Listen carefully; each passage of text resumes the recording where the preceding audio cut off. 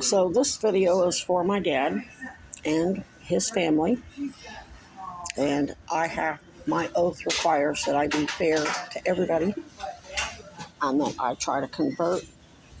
When I swore my oath to Chad Cronin, I was basically saying that I'm using my special skills to protect we the people from Brady violations, and that means everybody. That means male, female, black, white, red, orange, gay, straight, family, no family, beatnik, progressive, Republican, Democrat, neoliberal, neocon,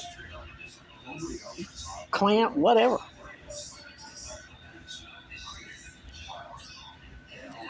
And we have to, I've already identified the toxicity in mom's side of the family. We got to talk about the toxicity with Robin Moore, too. And Dad, this is on you. She's your wife. When Catherine decided to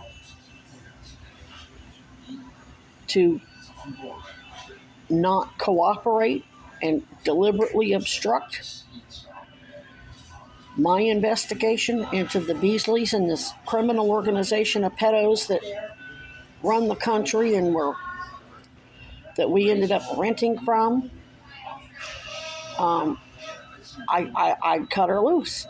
Doesn't mean I don't love her. Love her very much. I'll never remarry, ever.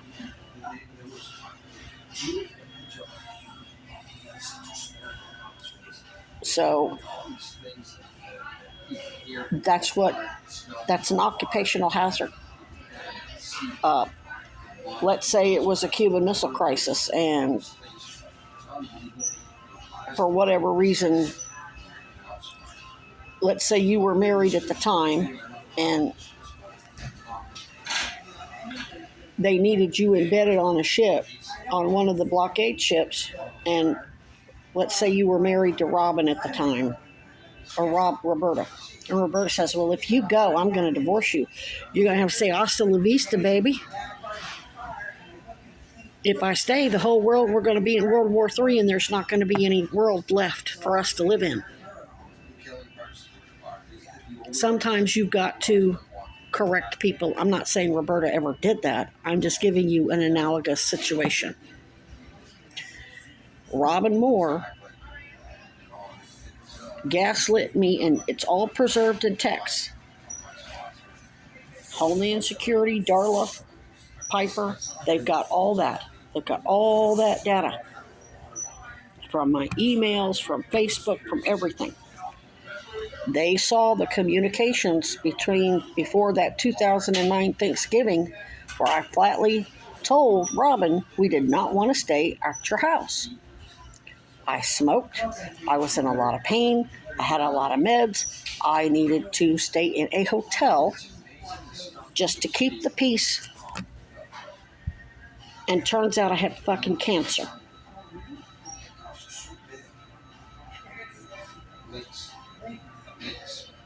Yes, I'm sorry I smoked in your house, but if she's going to keep using that as an excuse to lynch me, she's no better than Mom.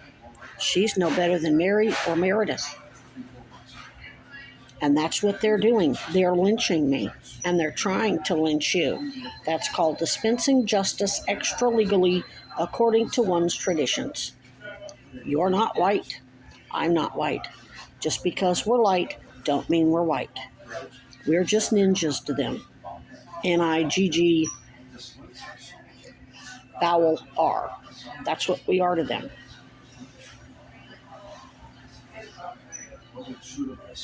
She wouldn't have done that to her kids. So that's another thing they're exploiting. So that is important for us to discuss now, because Robin will be deposed at some point. And if she keeps on that, well, she smoked in the house. And I told her we didn't even want to stay there. And she said, well, don't bother coming. She says, basically, her ultimatum was, you can't come up here and stay in a hotel. and visit us and have Thanksgiving dinner with us if you're staying in a hotel. If you come up here, you have to stay at our house or don't come at all.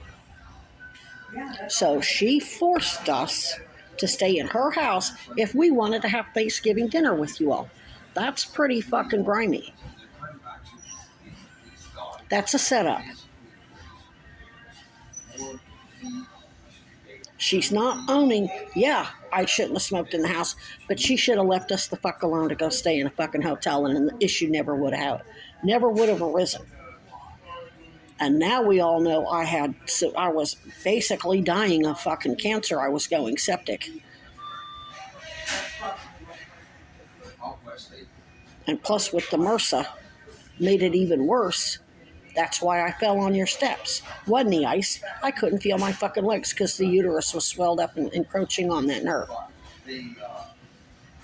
If she's not going to tell shit right, she's going to have a problem. She's going to catch a fucking charge. Just like Meredith, wanting to twist and pervert the story and act like mom and her mom and everybody that they weren't the perpetrators of domestic violence when they were. Now, good news is I understand your position. If she's willing to lynch me, she's willing to lynch you, and when you've already got the entirety of the American government wanting to arrest you and not court-martial you or avoid a court-martial and kill you, you got to just kind of let her have her way if you want a place to live.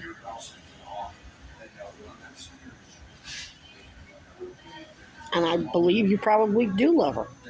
You're an empath. You and I are what's called empaths. We see the best in everybody.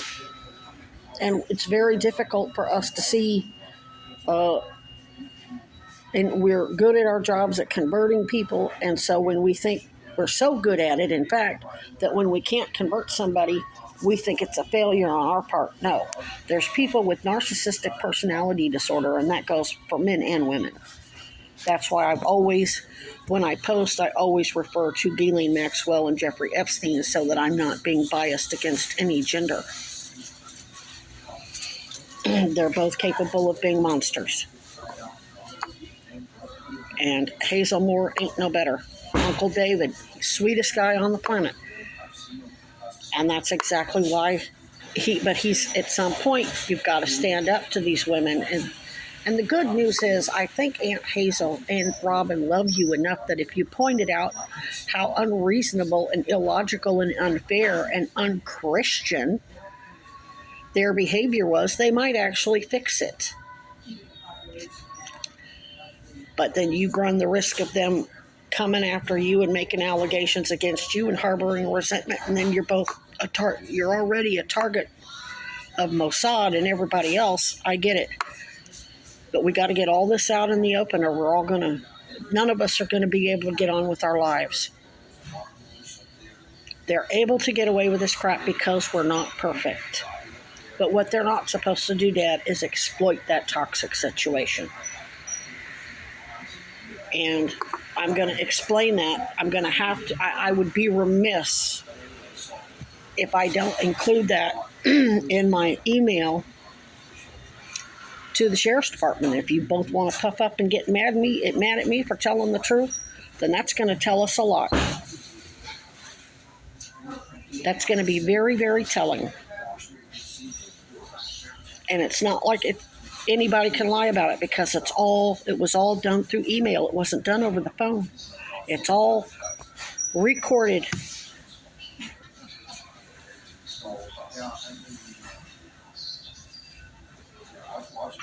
All of it. The whole email exchange where I'm telling her we just want to stay in a hotel, we don't want to impose, I smoke, I take meds, whatever. She let it go in, and her response was, well, no, if you don't stay with us, then don't come at all. What the fuck? How are you going to tell somebody not to come to a Thanksgiving dinner because we're staying in a hotel? That doesn't even make sense. There's nothing even remotely logical about that. And then, okay, I smoked.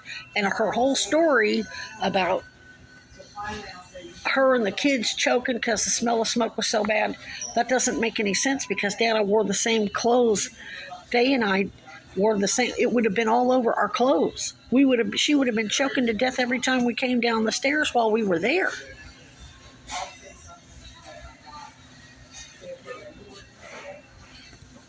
It was fucking hay fever, and she blamed all that. She's basically playing victim for nothing.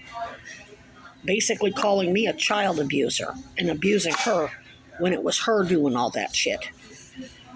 And I have to mention this because it's clearly played a role in me getting any type of assistance.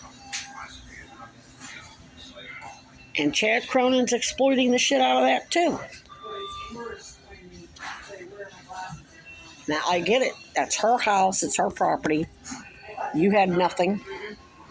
Mom destroyed everything. Still trying to blame it all on you. So it's a conversation you're going to have with her. Somebody's going to have to. But if she keeps up the story, oh, she came up here and smoked in the house and we all choked to death 6 months fucking later or 3 months later, whenever it was, you probably smelled it, but it wasn't choking nobody. It would have happened at the time.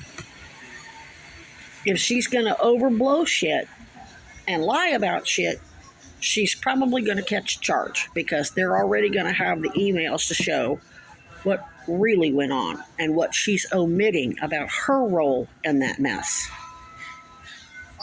Just like Mom's trying to act like she didn't do nothing wrong and Mary did nothing wrong, and Meredith flat out threatened me. But guess what? It's going to be all of that evidence that I got for you. If you let Robin do the same thing, that's not going to be a good look for you.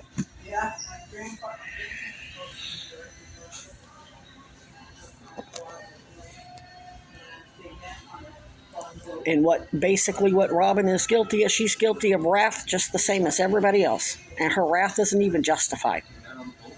It's not even justified wrath, because I tried to avoid the whole conflict with the smoking shit altogether.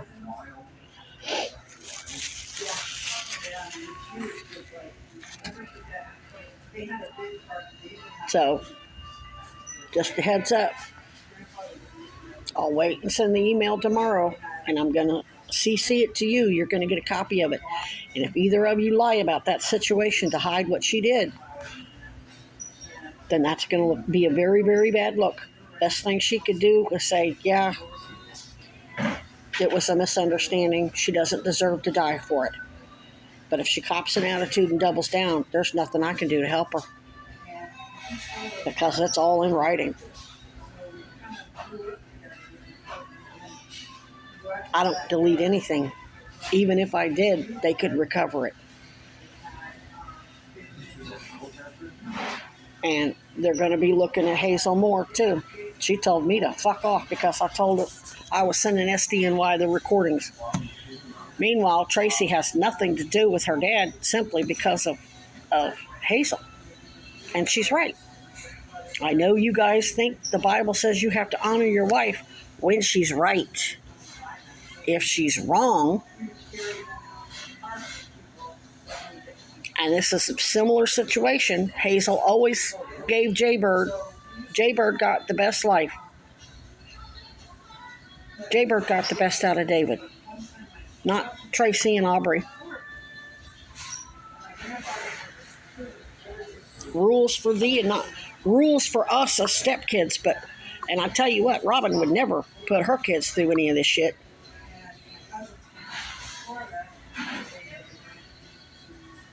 If one of Robin's kids were to smoke in that house and stink it up, she wouldn't have accused them of all this other shit and told them never come back. We're done. You're not family anymore. She wouldn't have done that to one of her own white kids. That said, her fucking kids need to own their shit too. Now, here's where I'm the good guy. In spite of all that ugly racist shit that I put up with from your new family, I still don't think that they deserve to have medical records to be blamed for my death. Like it's all them. I don't think that they deserve, because I promise you, what they're going to be doing is they're going to be falsifying Hannah and Haley's medical records, and they're going to use subtext to say that same way they did with me to justify taking them away. And if they're old enough now and they've got kids, and Tracy and Mike are grandparents, they're going to get their grandkids taken away from them the same way. You reap what you sow. If you're going to climb in bed with the lynch rapist, child molesting lynch mob to kill me, you're allowing those same people to take your kids away from you. That's them exploiting your toxicity in that family. And I'm speaking to Robin Moore and Tracy and Allison Sosaby and everybody else. So this is